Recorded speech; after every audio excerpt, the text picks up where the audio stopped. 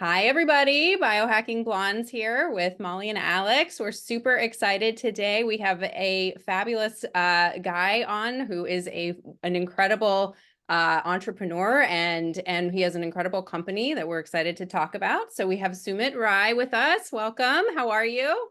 Well, thank you for having me. I appreciate it. Yes, we're super excited. So he's the founder, CEO, and chairman of Cancer Check Labs, a leader in circulating tumor cell capture technology with transformative implications for oncology diagnostics and therapeutics. Motivated by the loss of his sister to cancer, Mr. Rai also serves as president of Cure Sonia, a nonprofit supporting cancer research and patient assistance. He has extensive experience in venture capital and private equity, having founded MobClicks and invested in numerous successful companies. Sumit holds a degree in electrical engineering and computer science from the University of California at Berkeley. That's a great bio. You have a lot going on. Thank you. That's Appreciate it. fantastic. So tell us a little bit about your background. I know before the podcast we were chatting a little bit. So give us a little Sure. bit more about your background.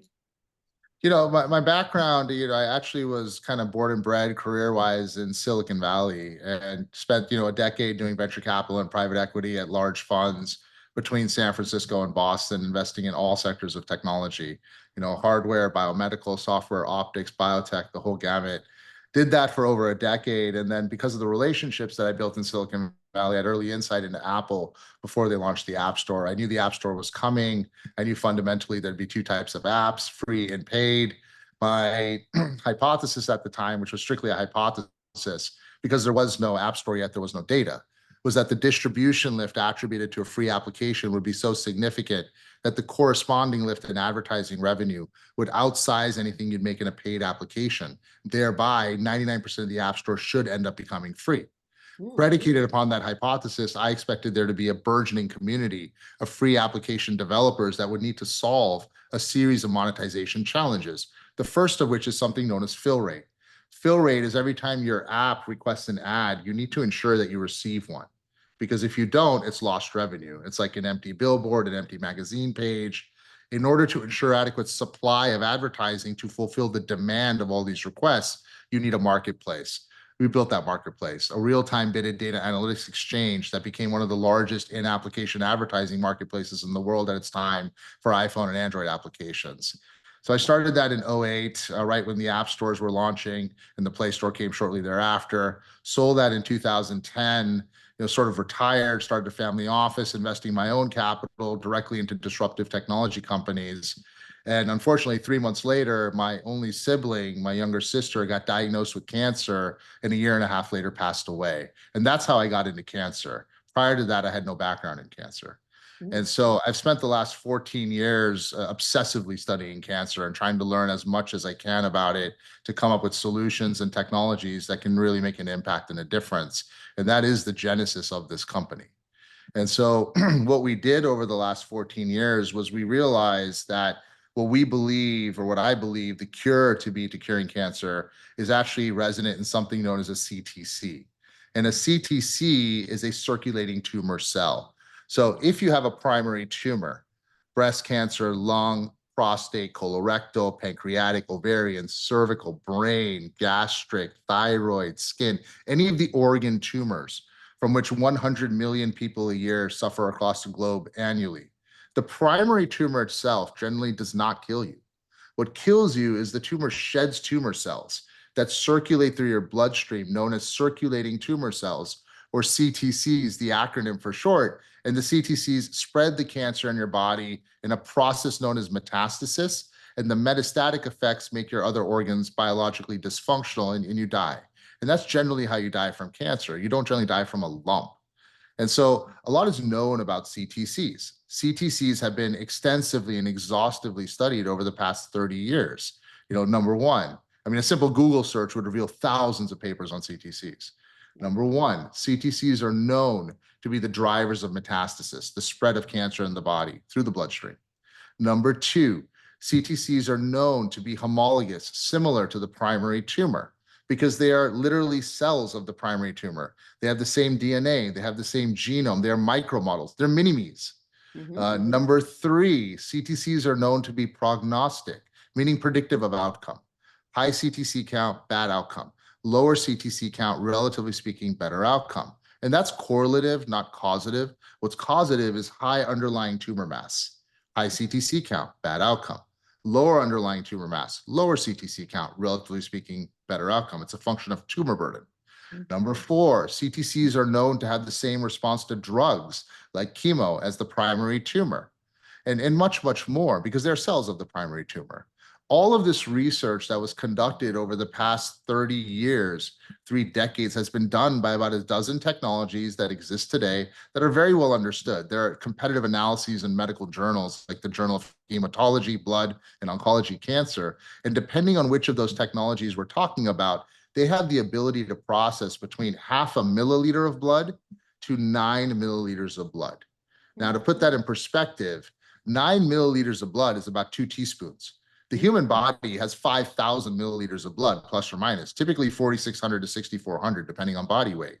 And so that's fine for research, but that really does relegate you to the research realm because it is insufficient sample size statistically to get into the clinical and commercial realm. And so what we did over the past 14 years was develop a proprietary technology, a proprietary filter that has the ability to process over 10,000 milliliters of blood to extract CTCs. That is a 1,000x, 3 order of magnitude disruptive breakthrough in cancer. It has profound implications because it gives rise to previously inconceivable diagnostic and therapeutic applications. For example, the presence or absence of CTCs in your blood is indicative of cancer. If you do not have an underlying tumor, there should not be something shooting off and shedding tumor cells into your bloodstream. They need a source, they need an origin. As a result, if you could take a statistically significant sample of blood, i.e. 40 milliliters, not 4, and you could detect the presence or absence of CTCs in that sample, you could screen the population for cancer. And that is the first test that we just released, the first application at Cancer Check Labs. Wow. Incredible. This is so, I mean, yeah, I mean, Sumit, this is so much information and it's super close to my heart. Both my parents died of cancer. So Right.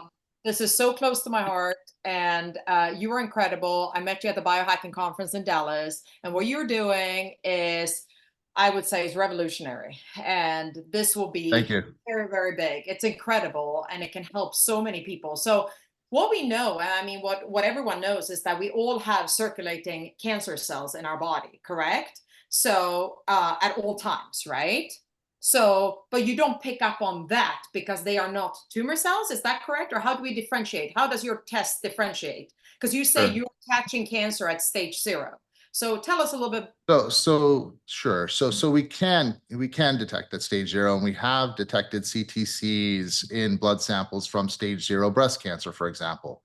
We just co-published a paper with CBCC, Comprehensive Blood and Cancer Centers, which is the largest private cancer center on the West Coast, and Christus Health, which is one of the 20 largest healthcare systems in the United States. We basically co-published that we did detect successfully CTCs in stage 0 breast cancer. We've done stage 1 breast cancer. We've detected 1 millimeter prostate before CTCs in those samples. So the sensitivity of this test is very high.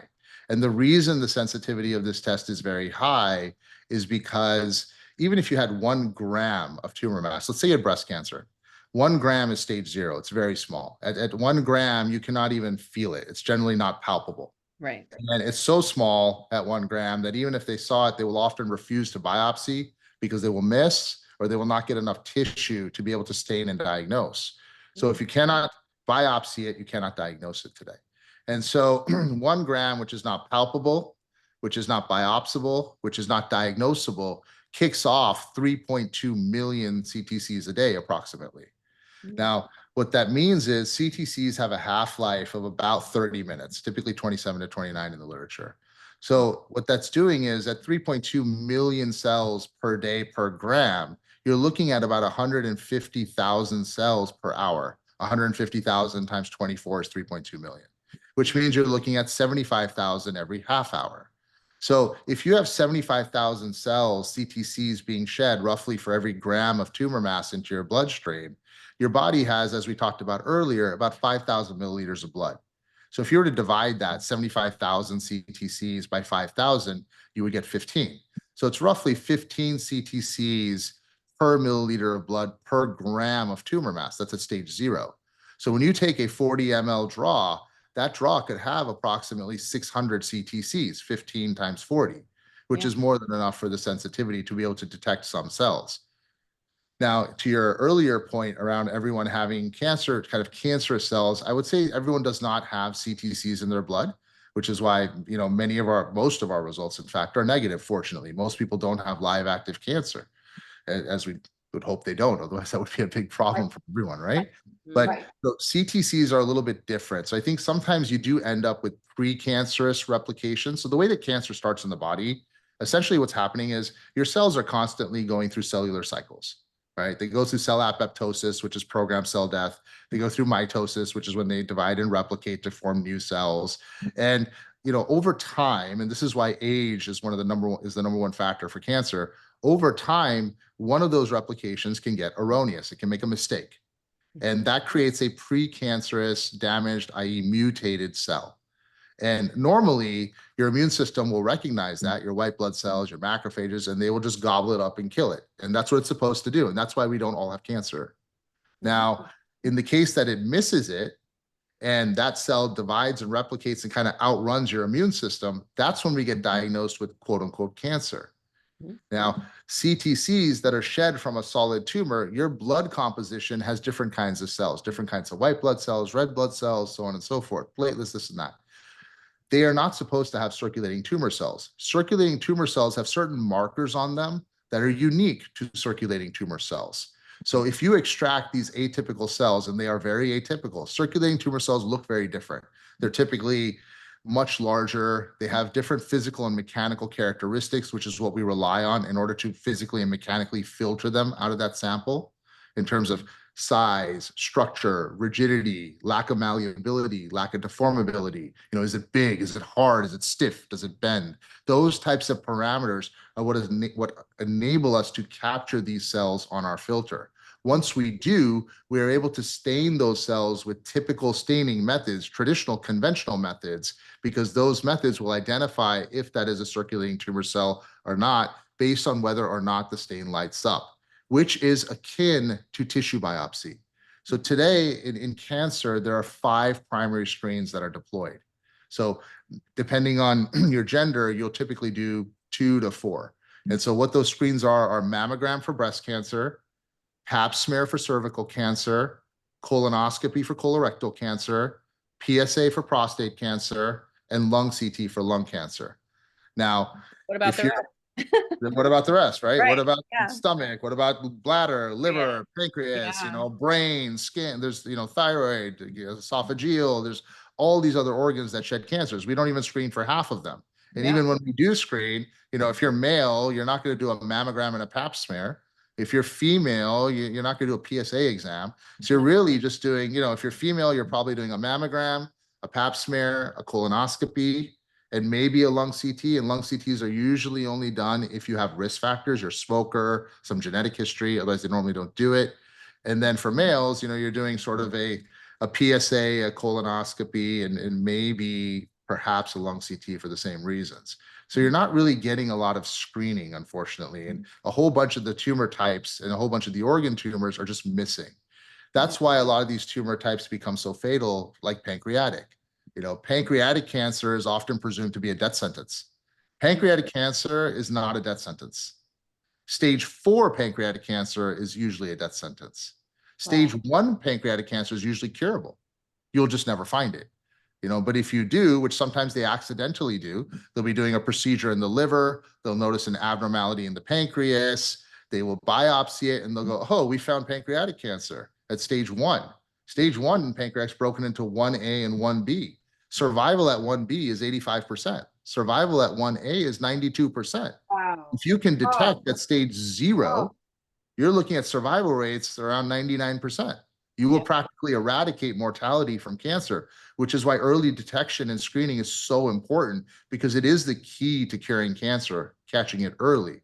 And the impact of that is just astronomical on the world and humanity, because today 40% of the population will get cancer in their lifetime. That is current data. It actually just went up per NCI National Cancer Institute from 39.5 to 40.5. It increased a full percentage point in just a few years, which is disturbing. Wow. But if 40% of the population is going to get cancer in their lifetime, and you can detect it early enough to intervene and change outcomes, you will move life expectancy for 40% of the population.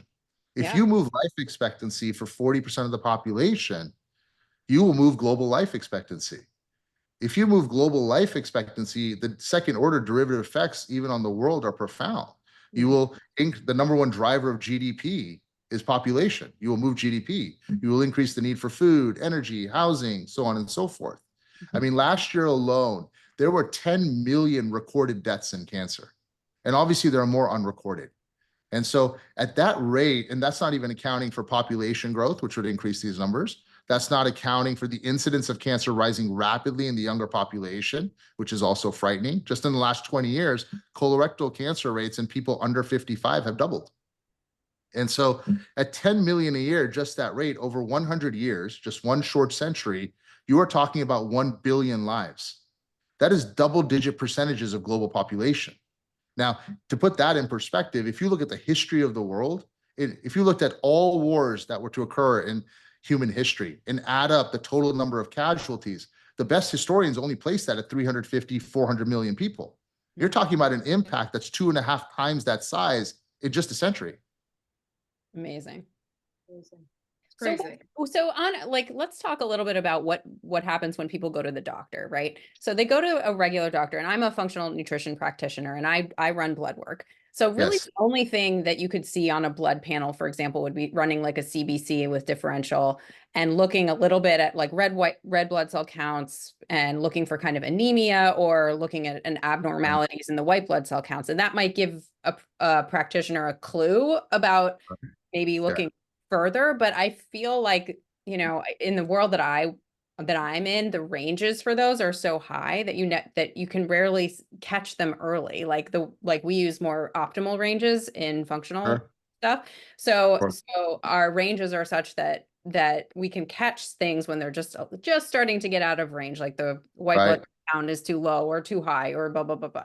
So but that's it though. That's really the only screening most people get annually at a doctor's checkup. Is that right? I mean, I'm not going in for cancer detection on a regular basis. Is anyone? I don't know. I don't think so.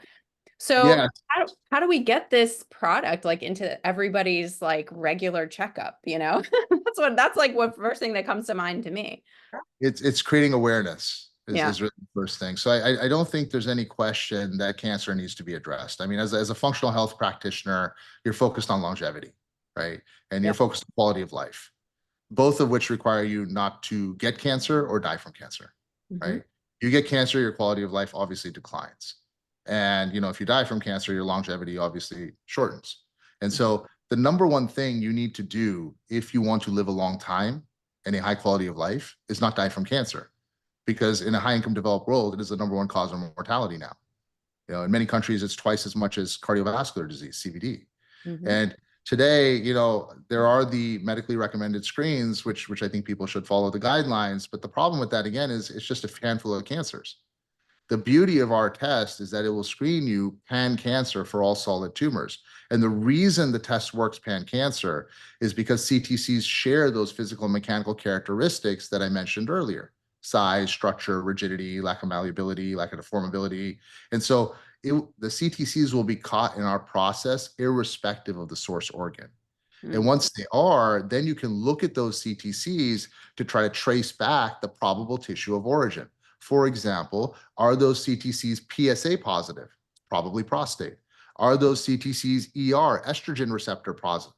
Well, it's probably breast or ovarian, so on and so forth. So is it TTF1 positive? It's probably lung. By looking at those markers that are very well understood, and those algorithms are well known. And the reason those algorithms are well known is because today, 3 to 5% of all cancer diagnoses clinically are what are known as CUP, C-U-P, which is cancer of unknown primary.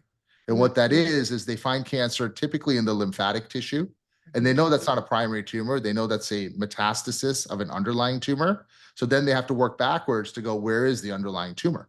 Yeah, right. And so we can follow those algorithms because CTCs, once again, are mini-me's, right? They're homologous to that tumor. They're the cells of the tumor. They respond the same way to these antibodies, which enables us to learn them. See, one of the things to understand about this is when they do tissue biopsies, right? Let's say mammogram, we talked about colonoscopy, pap smear, lung CTs, PSAs. If any of those come up positive, that's a screen. That's not a diagnosis. What that means is it warrants further investigation, quote unquote.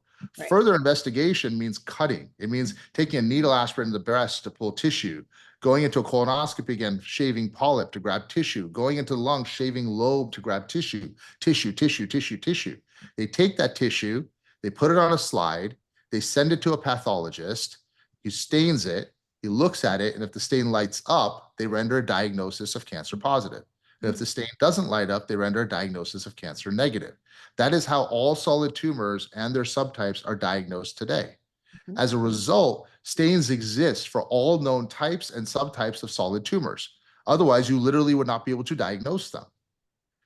The thing is, what's interesting about this is I realized that tissue itself does not react to stains. Tissue is a structural matrix. It's a container. It's a container that is comprised of cells. In the case of healthy tissue, those will be healthy cells. In the case of tumor tissue, those will be tumor cells. What is reacting or not reacting to the stain are those cells. CTCs, which are shed from the primary tumor, are homologous mini-me's of those cells. So as a result, if you could take a blood draw and you could extract a large volume, sufficient volume of those CTCs, as we can, you could just ship those to the pathologist. And he can pick them up and do exactly the same thing. Pick them up, put them on a slide, stain them with exactly what they do today, look at them as they do today. And that is why we are able to issue a board-certified pathology report from our test. Unlike everyone else that is trying to do early screening in cancer, and I wish everyone well. I want the industry to move forward. I think it's important for humanity. But I think what everyone else is trying to do is they're using data points. They're using biomarkers. They're using something known as ctDNA, which are scraps of DNA. It's scraps of the genome, which is itself a scrap of the cell. And they're using these scripts and scraps of data to try to extrapolate, do we have a tumor cell? And they're using AI and machine learning and NGS, next generation sequencing, and computational boxes, or some combination thereof, to extrapolate and guess, do we have a tumor cell? And that is a guess. We can debate that some guesses are better than others, depending on the quality of the algorithm, but fundamentally it is a guess and some results spit out by some magic box in some machine with its best guess, right? We don't guess. I don't want to guess. This is very important. I want to see actual tissue. And so the novelty of our test is that we have figured out how to extract whole intact tumor cells, cellular tissue, from that blood sample such that we can look at it. And that's what the pathologist is really looking for, because CTCs have very distinct features, even morphologically. For example, they tend to be much larger. They might be 37 microns instead of 10. They will be multi-headed, i.e. multi-nucleated. They'll be quad-nucleated. They'll have 4 or 5 nuclei in them. The nuclear to cytoplasmic ratios will be way off. It'll be like 5/6 nucleus instead of 1/6 nucleus. So when a pathologist is looking at the whole cell and actually has the cells to look at, and they're looking at these aberrant, giant, high nuclear cytoplasmic ratio cells, multi-nucleated, i.e. multi-headed, basically mutated alien cells, they know that's a tumor cell. It's obvious. And they can recognize that, obviously, with their training. And that is why the specificity of our test is very good, because they're not going to mistake this multi-headed, giant, high nuclear cytoplasmic cell for a healthy red blood cell. They're just way too different. Yeah, that's amazing. So tell us the process. So someone orders your test. What happens in that? How much blood do you take? What's happening? Tell us. Sure. So what happens is they request 40 milliliters of blood, which is not much, less than half of your annual physical. And then what will happen is you order the kit. The kit comes to you. A phlebotomist will come to you, or you'll be able to go to a phlebotomy station. We have different partners for that. We have multiple mobile phlebotomy partners. We have fixed locations where people can go and actually get their blood draw with our partners. Once that blood draw is done, inside the kit is a device that keeps the tubes cool at a certain temperature to preserve the sample. There's no ice packs involved. There's no dry ice involved. We wanted to make it really easy for the customers, because when you're dealing with ice packs, a lot of times what will happen is people will forget to freeze them. Or they'll freeze them an hour before the draw, and then the sample will get corrupted in transit because it wasn't frozen long enough. Right. So we chose to come up with this other device that basically creates a chemical reaction to keep the sample between 2 to 8 degrees Celsius to preserve it. Inside the kit is also a return overnight label for FedEx. So it'll get priority overnighted to our lab, which is in Dallas, in Medical District. And so you'll have your blood draw today. It'll go in the kit. The phlebotomist or the clinic will keep the kit and give it to FedEx. It'll be overnighted to our lab the next morning. It'll be processed that day, typically. And then it's basically just waiting a few days, typically 3 to 5 business days, for pathologists to look at it and pathology review to issue the report, sign off, and send you the result. Amazing. So that's fast. that's amazing. Yeah. And what would you say? So two things come into mind. So first of all, what is the accuracy? And then would you say that your test can replace the, barbaric mammograms, like these seems very old-fashioned methods that we're using currently to detect the few cancers that we talked about? So tell us a little bit about is that Sure. something you can say, or you're not allowed to Yeah. say? So on the accuracy side, look, sensitivity is obviously, very high, because you will detect tumor cells in the blood very early, like that 1 gram example I gave you. And that is why, we're publishing papers showing that we can detect CTCs in stage 0 breast, for instance, right? That is why we're seeing CTCs in 1 millimeter of prostate. So sensitivity is very, very high. We are detecting cancer at the cellular and microscopic level. The problem today, a lot of it is that, with imaging, it's late.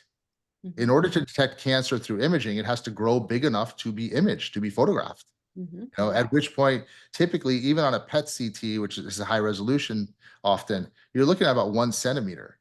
1 centimeter is pretty decent sized tumor at that point, right? We can see half a centimeter, a quarter centimeter with our naked eye. And so they're looking for about 1 centimeter in order to be able to detect it typically. We will detect it well before that, even at a microscopic level. And certainly after that, you're going to see it. So we see very high sensitivity because these tumors often begin to shed effectively at birth.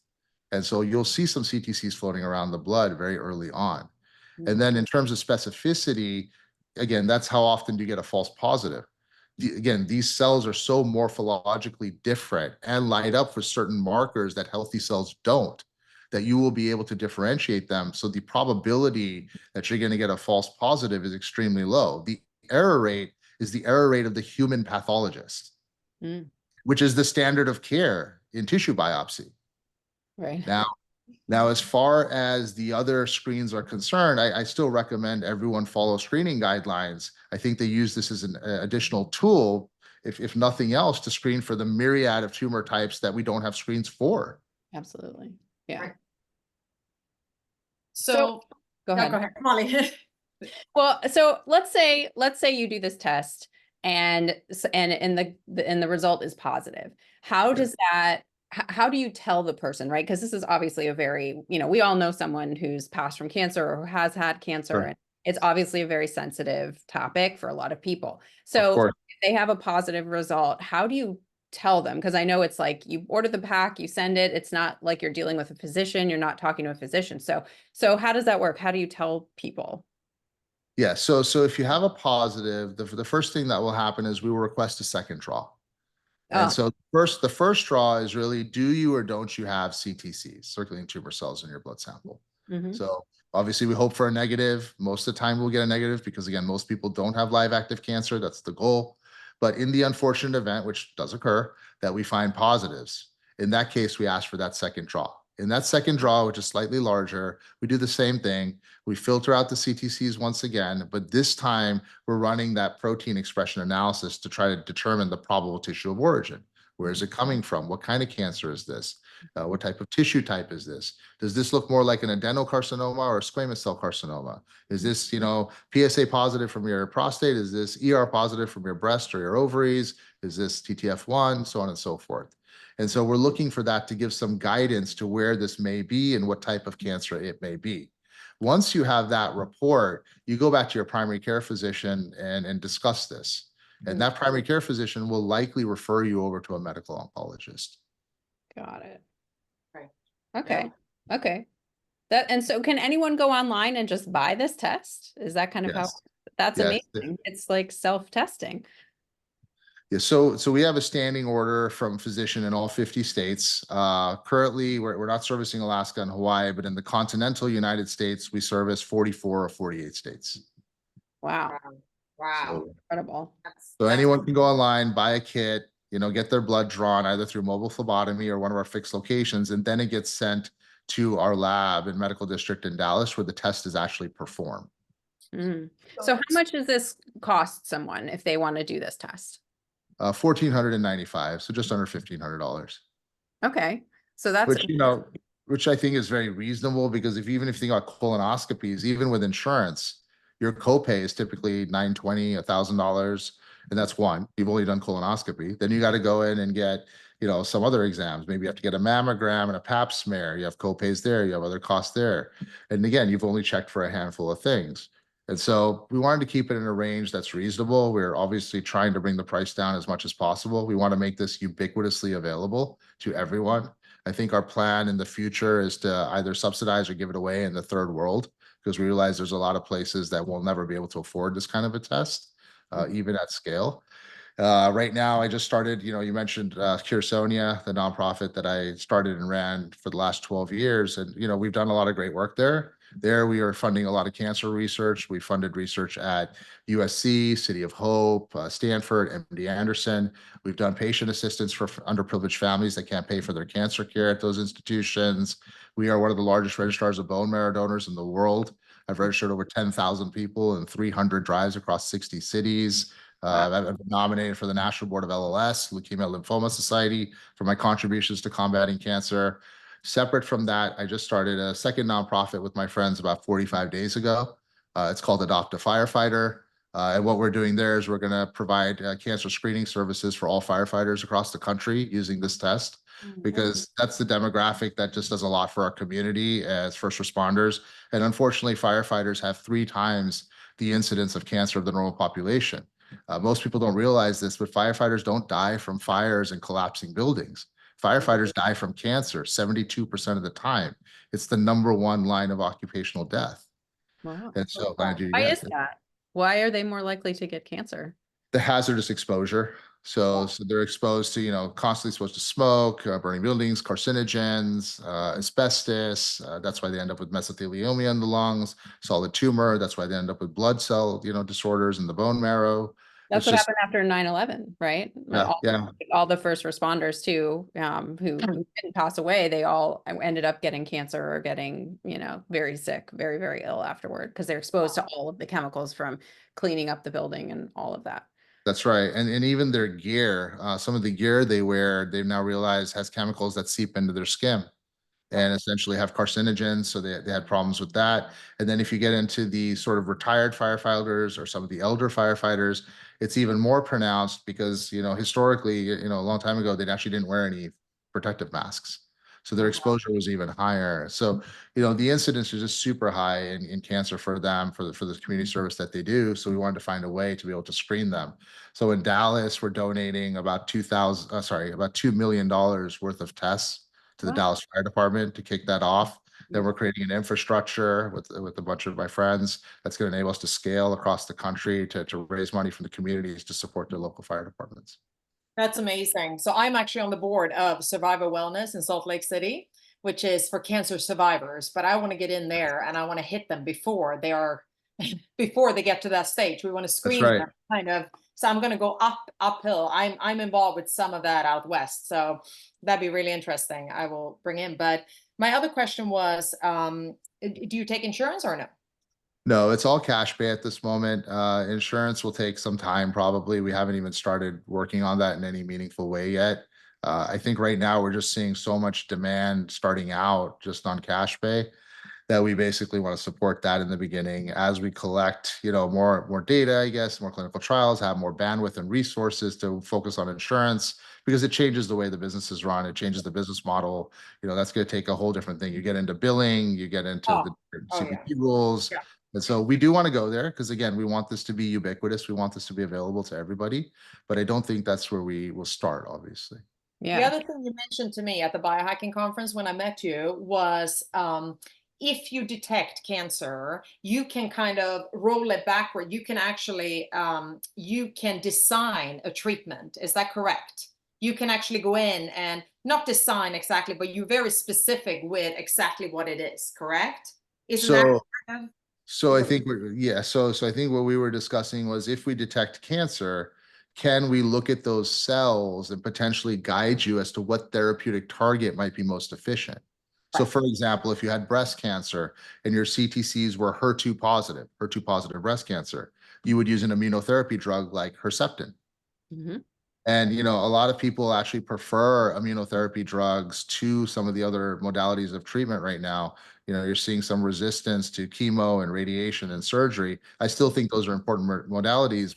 But, if you were to be sort of crass about it, chemo is going to poison you, radiation is going to burn you, and surgery is going to cut you. So when you tell someone we're going to cure you by cutting you, burning you, and poisoning you, it's not a very palatable thing, right?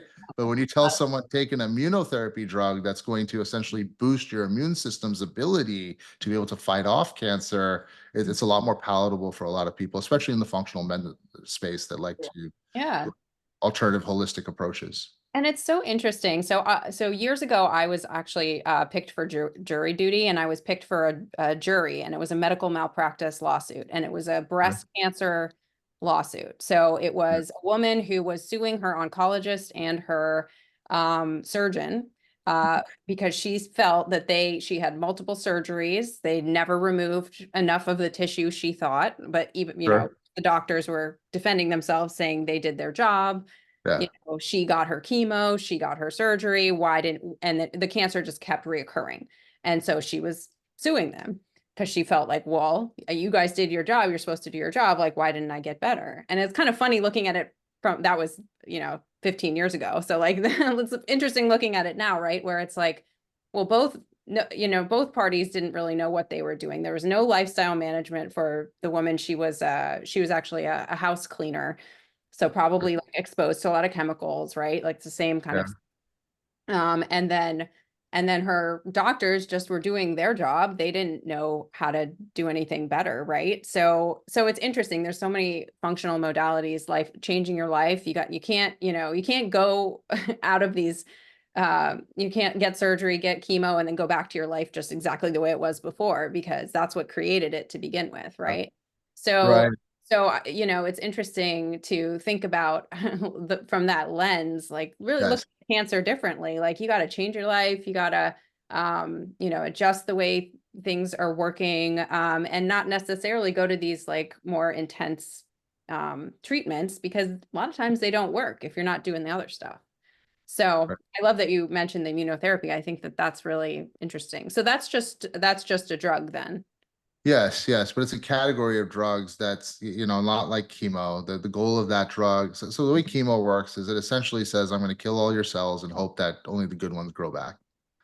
And the way that, that can work, and sometimes it does, and we do cure cancer with chemo, which is why it's still important. But, it is a fairly archaic and barbaric way to go about cancer. Like, and it can have others, the toxicity is very high. Oftentimes people don't die of cancer, they die of chemo. Yeah. Correct. And so, it's nephrotoxic to your kidneys, it's hepatotoxic to your liver, it's immunocompromising. So now infections can take over and kill you. There's a lot of problems with chemo. Mhm. Radiation can have side effects. It itself can cause cancer and secondary tumors, Yeah. right? Yeah. Surgery, what you were referring to in this particular case, what happens is surgeons have to, if you have a tumor, surgeons have to image it. And so they image it. And when they image it, the problem is on the 2D plane, they don't know where it ends. Tumors tend to have tentacles and they can't Yeah. always see that. That's why surgeons cut something known as margin. Margin is excess healthy tissue around the tumor to try to ensure and hope, cross your fingers, that we got it all, because they don't know. And that's Yeah. on the 2D plane.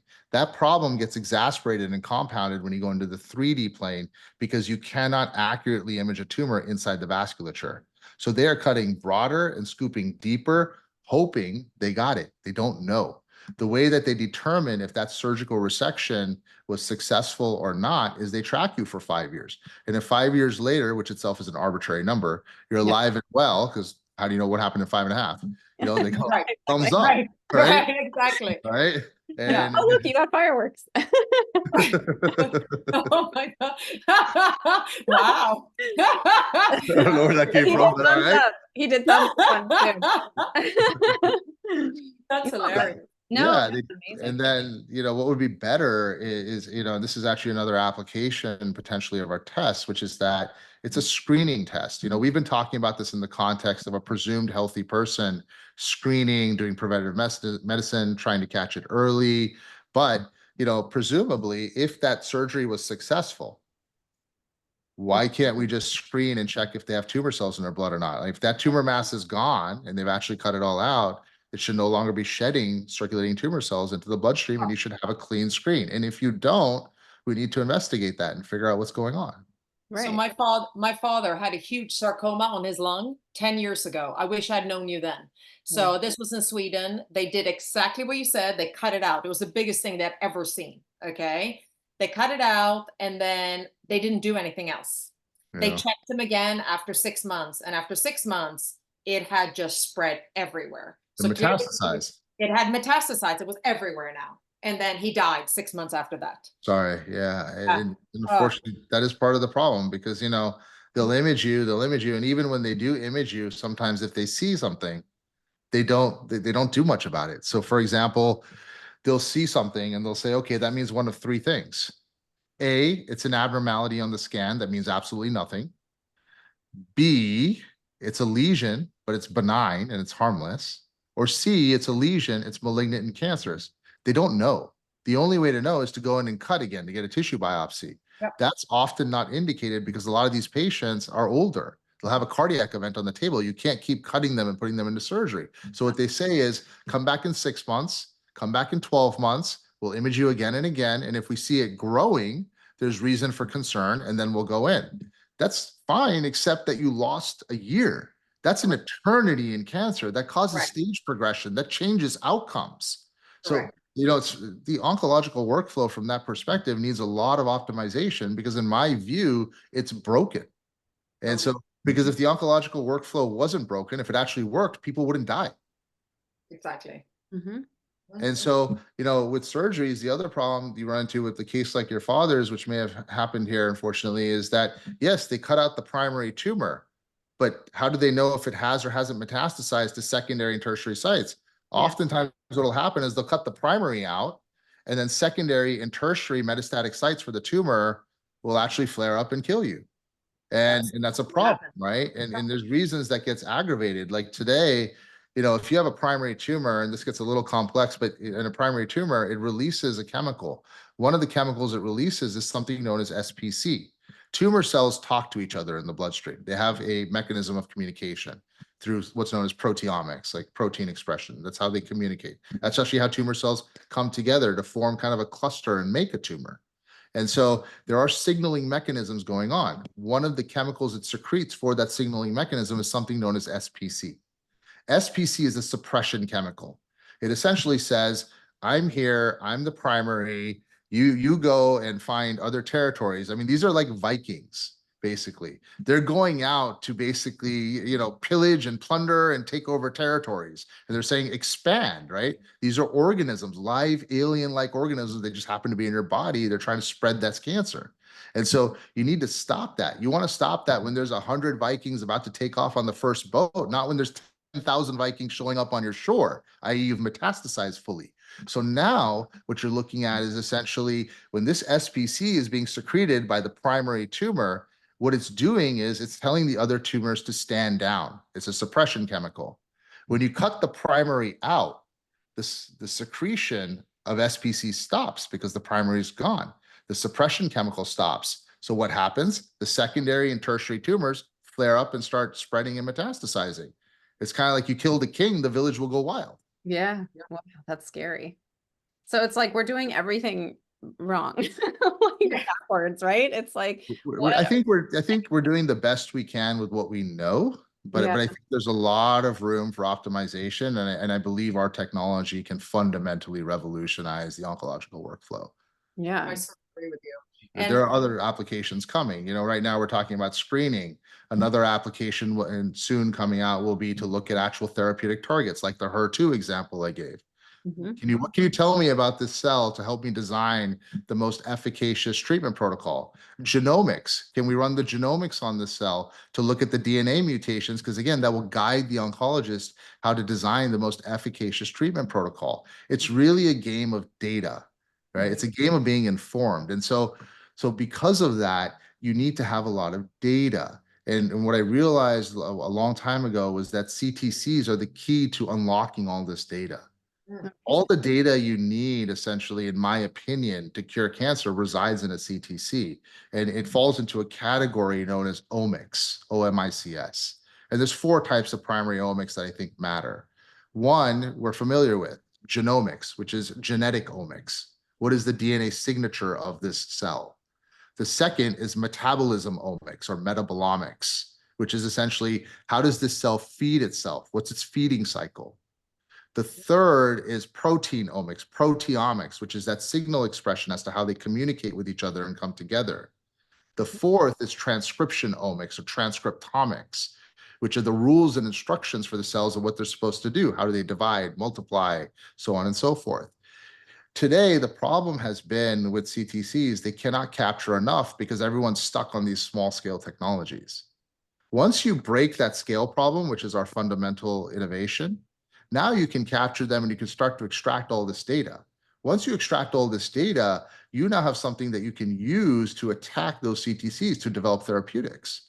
So for example, if you understand the metabolomics of a cell, how it feeds itself, you can interrupt that cycle by developing various drugs in order to starve them to death. If you understand the transcriptomics of these cells, right, what the rules are for their multiplication, you can interrupt that cycle, you can interrupt that process with a drug so it cannot multiply and grow. It's stuck.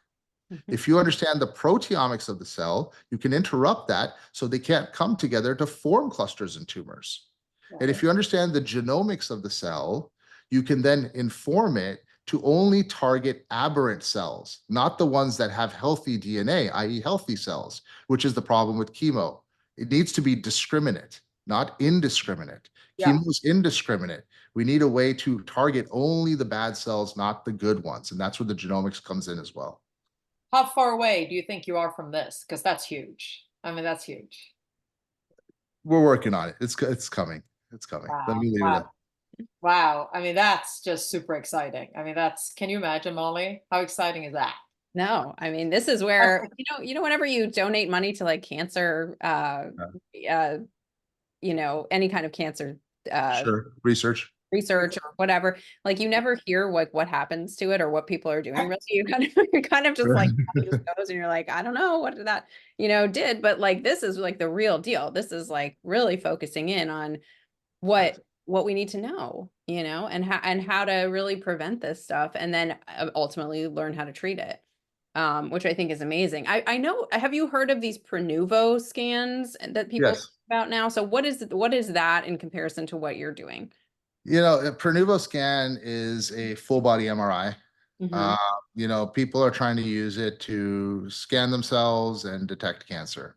Right. So I think there's some challenges with that. So number one, it's expensive. Let's start there. A full body Prenuvo is $2,500.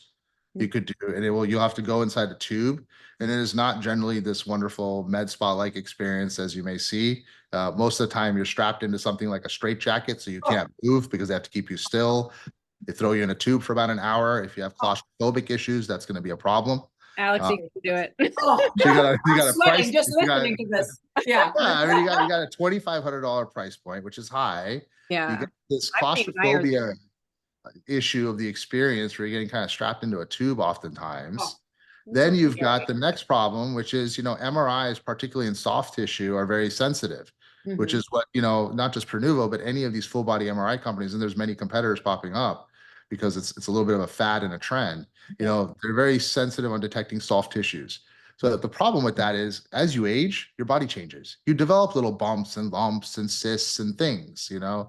And so you come out of this and now you'll have a report. And I know people this has happened to. You'll have a report and you'll say, okay, we have 23 bumps that we identified. Yeah. What are you going to do with that? You're going to go do 23 biopsies now? Yeah. What do you do after? Yeah. They don't tell you if it's cancerous. They just tell you there's a lump. Yeah. They say, we see a bump. Now you go figure out what it is. That, that So- must create so much anxiety for people. Oh, yeah. Yes, because they don't know what to do with it. Right. And then the other, and they're certainly not looking at cells. They're certainly not able to, you know, have a pathologist examine tissue or cellular tissue in our case, you know, which is important. So you're sort of just using this weird proxy that you've got a bump or lump somewhere, and yeah, it could be malignant. And maybe if you have one or two and your doctor's okay with it, you'll go biopsy it. But if you have a whole bunch of them, which people often do, they're not going to biopsy it. And just because you have these bumps and lumps, it just could be normal aging with your body having physiological changes. It doesn't mean you have cancer. It's not differentiated in that sense. Right. Wow. So from my perspective, you know, you get an undifferentiated piece of data. You don't really know what to do with it. You pay a lot of money for it at $2,500, and you get the privilege of sitting inside this tube for an hour, which most people don't like to do. Yeah.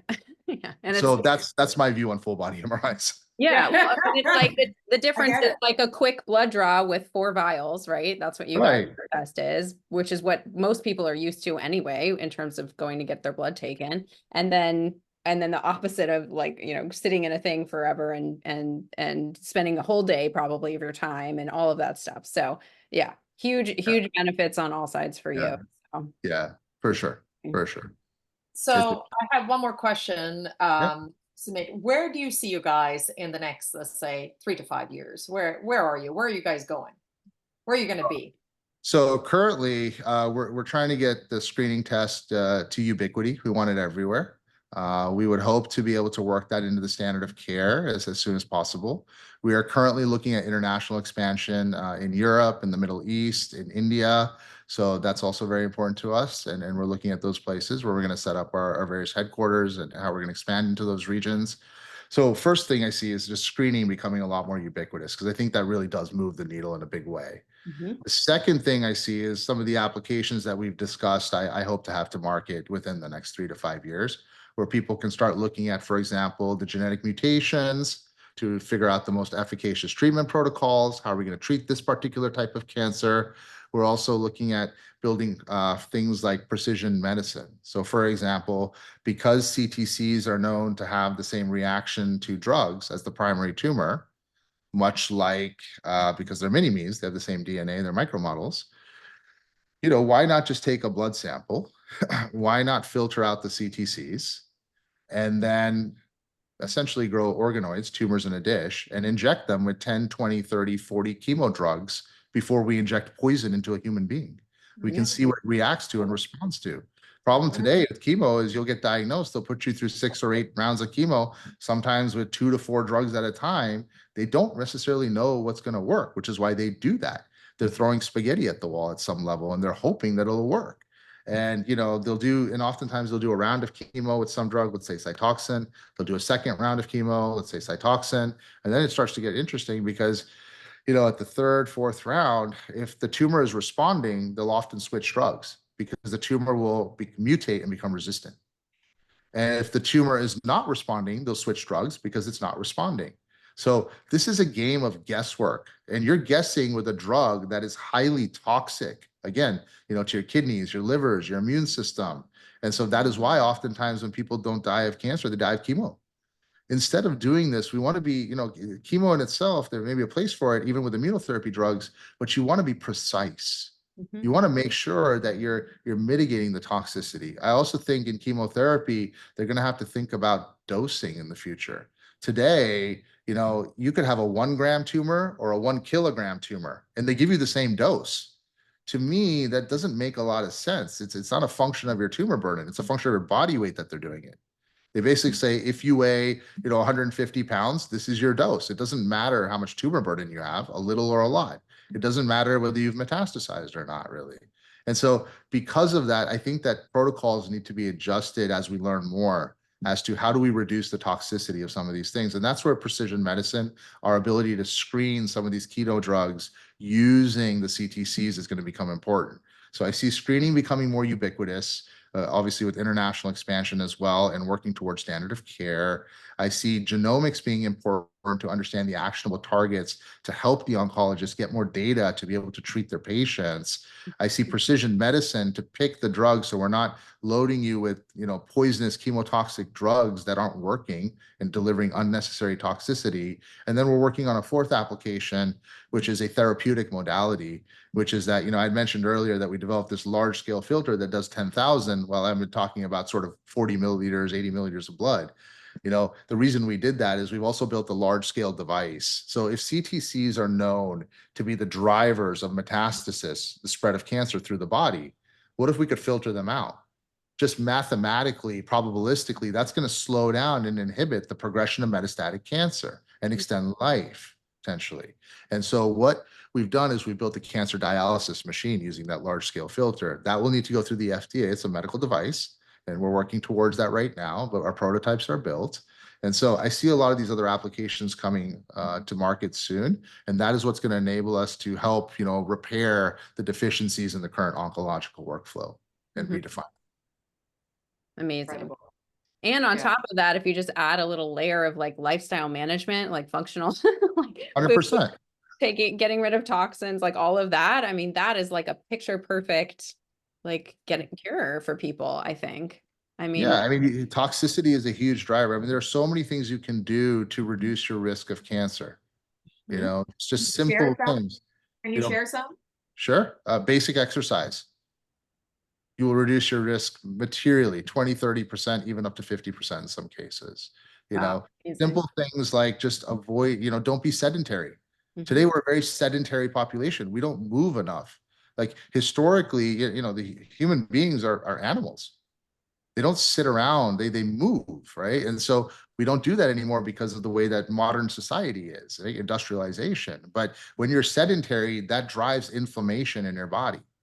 When you have inflammation, that creates a ripe breeding ground for cells to be able to replicate incorrectly, i.e., be damaged, mutated precancerous cells.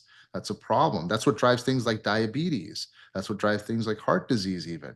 It's all this inflammation. We're very sedentary. Our lifestyle choices for even what we eat, the toxicity, packaged foods and all this stuff, we eat too frequently.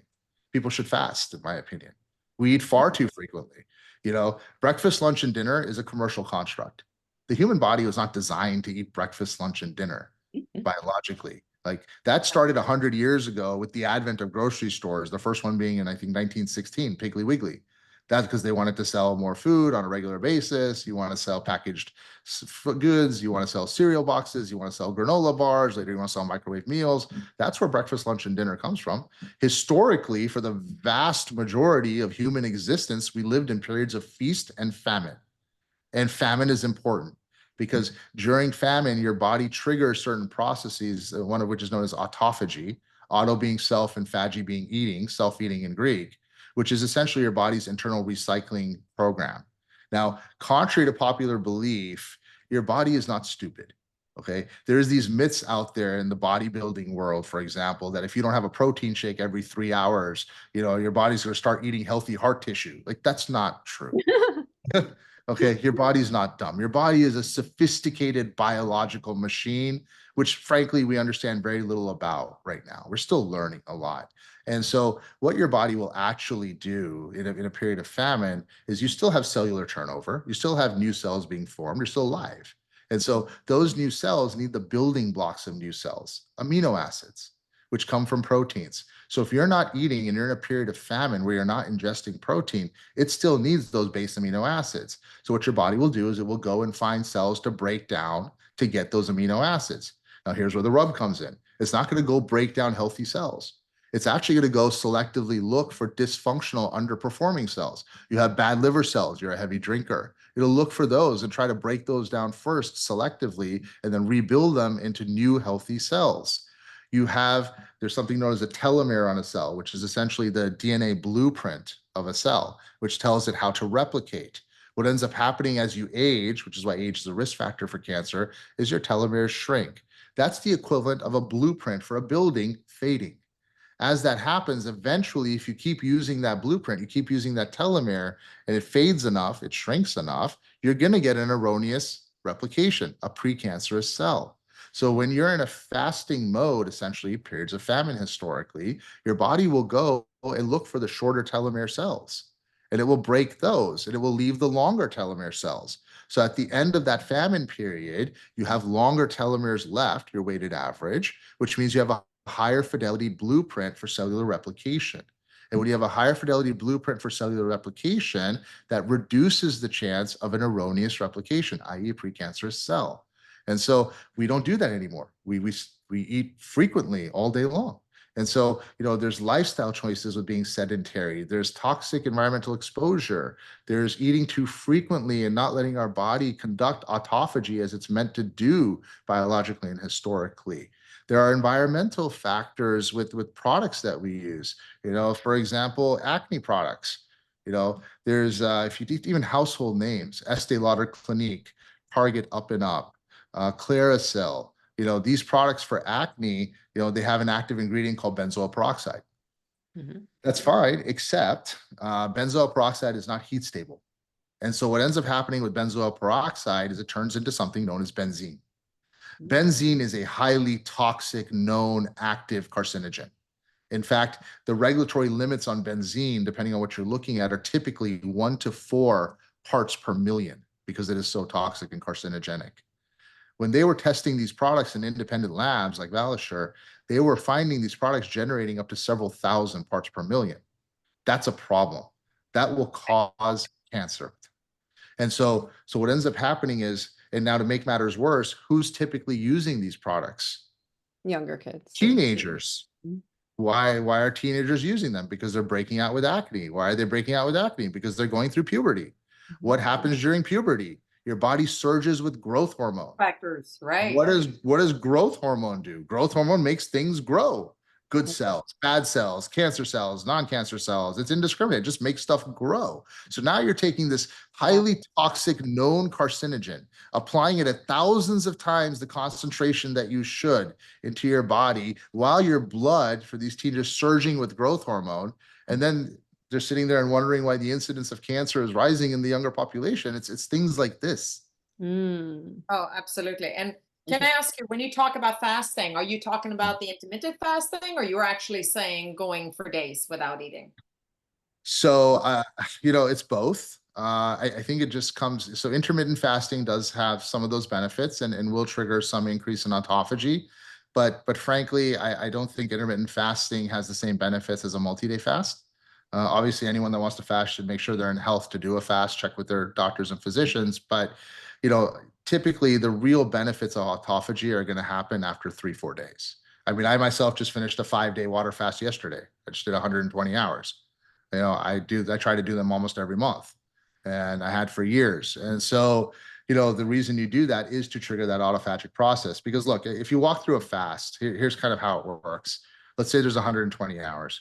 So you start, let's say Sunday night. And so your first 24 hours until Monday night, your body has 2 fuel systems. One fuel system is glycogen, essentially sugar, glucose. The other fuel system is ketones, and it can run on either one of those, generally speaking. Now, as far as glycogen is concerned, your body stores glycogen. It stores about 100 grams in your liver, maybe 150, and it stores 400 to 500 grams in your musculoskeletal system, depending on how big you are. So you have 500-600 grams of glycogen. So if you don't eat for 24 hours, your body will use up that glycogen, its preferred fuel source, because it's sugar, it's fast, in order to give you energy.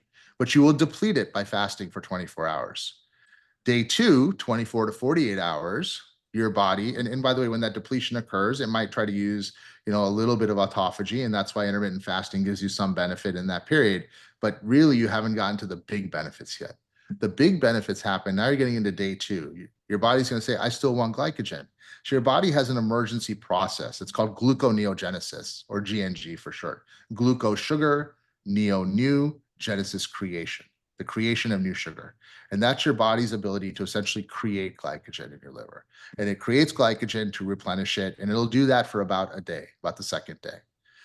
The reason your body has that process, and this gets a little bit into evolutionary biology, is because your brain needs a little bit of glycogen every day. I think about 25 grams to run. And so depending on what it is, 25 to 100. And so it has the ability to create that glycogen if needed. But that is a very expensive biochemical process. Your body doesn't like to do it. And so it'll do it for a short period of time. And as an emergency, think of it as like a spare tire, like a run flat for a little while. But it really doesn't want to run on that long term. And so eventually it's going to say, okay, this is a very expensive biochemical process. I can't keep doing this. I'll do a little bit for the brain. But other than that, I'm shifting to my backup fuel system, ketones, which is where all this ketosis, Atkins diet, paleo, keto diets come from, right? What's really happening there? Ketosis is a more complex thing than just dieting fads. What happens in that actually is that your body is now shifted towards taking lipids, fats, and it's turning them into ketones because your body can run on that, and your brain largely with a little bit of glycogen as a fuel system. So you will primarily be running on ketones. When that shift occurs, your body is now going to start triggering around day 3 increased autophagy, massively increased autophagy. And simultaneous with that, interestingly enough, you'll have a spike in growth hormone, which is why at the end of your fast, you don't end up depleting a whole bunch of muscle mass. Most people think they'll lose all their muscle and they'll have all this attrition, and that's not actually what really happens. What ends up happening is your body kicks off the HGH that's using that. Ironically, sometimes after a 5-day fast, you can actually end up with a better muscle to fat ratio because it's burned off the lipids for energy. It's broken these dysfunctional cells into their amino acids, and it's reused them with growth hormone to build new muscle tissue. Interesting. Are you for a ketogenic diet? In certain cases, yes. I think it definitely has its place. It has certain advantages. I think it's a very complex thing for every individual, and I think genetics do matter there. I think everyone's genetics are not built the same, and everyone will not respond the same to different types of diets. Some people respond differently to rice than others, for example. Like it just depends. And so I am for it. I do think it has benefits. I do use it, not constantly, but sometimes I'll cycle through it. I think cycling through it, you can kind of manage the benefits, but you got to learn to really understand how your body is reacting to it, which can be a very personal thing. I think in functional medicine, they can help with that by measuring blood markers. There's a lot of different markers you can measure for this that will tell you where you are in that cycle, what's going on with your growth hormone, has it spiked? There are markers you can measure for potentially autophagy. And so I think, yes, there's a place for it. I do think it's valuable. I think it helps people for weight loss. I think it does trigger a lot of autophagy more so than a regular diet. But again, there's place for both. It just has to be balanced correctly. And that's sort of like similar to what the GLP-1s are doing now. Like they kind of promote a fast basically because they tell your brain to stop eating. So so you're kind of in this like fasted state, and a lot of people that actually is very helpful for their everything. Right. They lose a ton of weight. They are, it can sometimes go for the muscle if you're not eating still while you're doing it, to make sure you're eating protein and all of those things to maintain the muscle. But it's similar. It's like mimicking a fast essentially. So that's a lot of people are getting. Yeah, and it's really about that holistic balance, right? So for example, let's say you were to lose a little bit of muscle mass. If you're, morbidly obese, that's okay. Like it's more important for you to get out of that state and get rid of that obesity than to retain an extra half a pound of muscle. Yeah. So, yeah.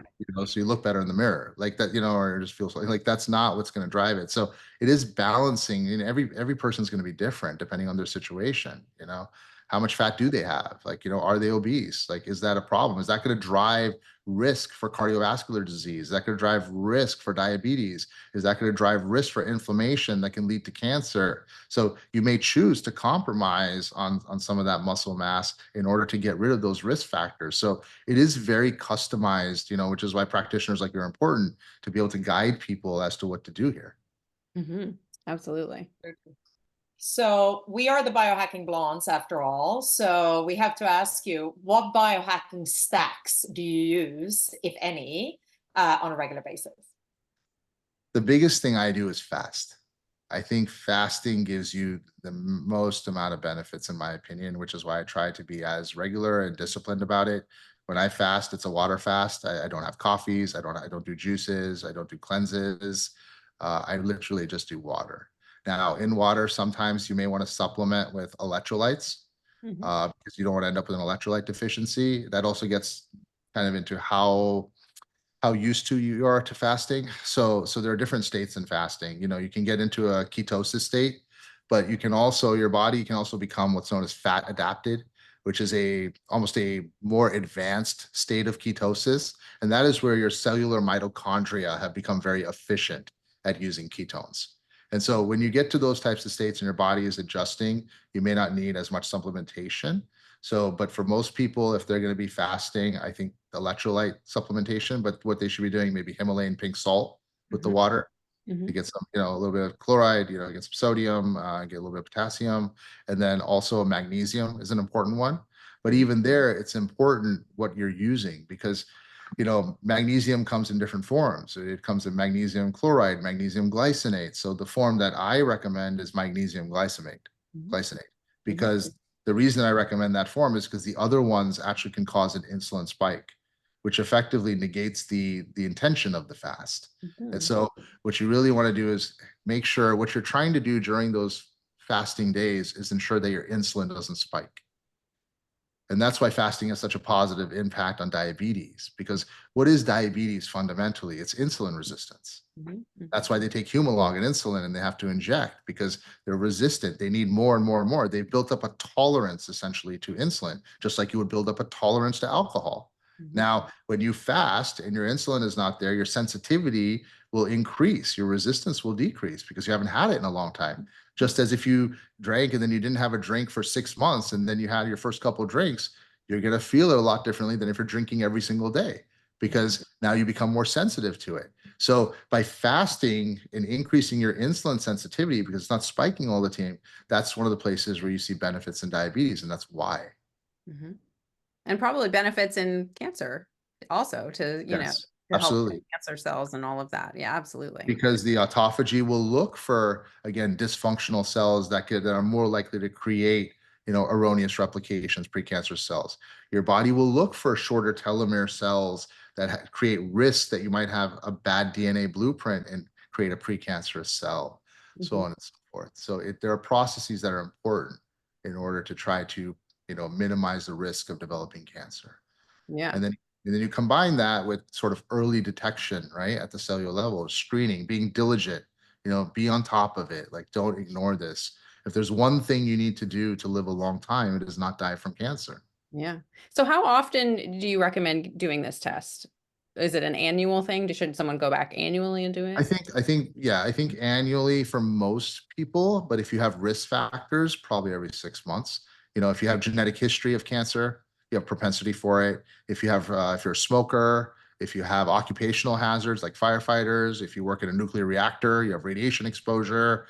If you fly frequently, you have increased levels of radiation, which is why pilots and flight attendants have higher rates of cancer. So if you have certain risk factors, and I imagine, you know, a lot of people in the functional space do, especially with flying, I think probably every 6 months, but at a minimum, I would say every year. Wow. Yeah, that's amazing. Yeah, I think a lot of people would benefit from that. Even hairdressers, I read too. They have a higher incidence of cancer too. And we just spoke to one yesterday who was recovering from breast cancer. Because they're constantly around chemicals. They're inhaling aerosols, they're inhaling all these things they're spraying. They have different products on their hands that absorb through their dermis to their bloodstream. They have a lot of chemical exposure. Yeah, even hair dryers. Remember, Molly Maloof told us that a hair dryer completely changes like the frequency of the room or something, like in the particles of the room. It changes that. So yeah, it's crazy. Crazy. Yeah. Well, this was so interesting. I mean, Molly, do you have any other questions? I don't. I think just maybe where people can find you, how they can order a test, and Sure. and that's it. Yeah. So they can order a test on our website, cancerchecklabs.com. They should follow us on Instagram. They can follow us at cancerchecklabs.com, or they can follow me at Sumit Rai Cancer. That's SUMITRAI Cancer. You can see us on Instagram. Amazing. Thank you so much for your time, your wisdom, and your incredible, incredible mission, what you're doing. You're changing the world, really, truly. Thank you for having me. I appreciate this the is opportunity. incredible. We'll tell everyone we know. Oh, yeah. Go out and get it, and I'm going to order one soon, too. Awesome. Yeah. Thank you so much. Thank you, Sumit. Have a great one. Thanks, everyone, for listening. Bye now. Have a Thank great you. afternoon. Have a nice weekend. Bye. Bye.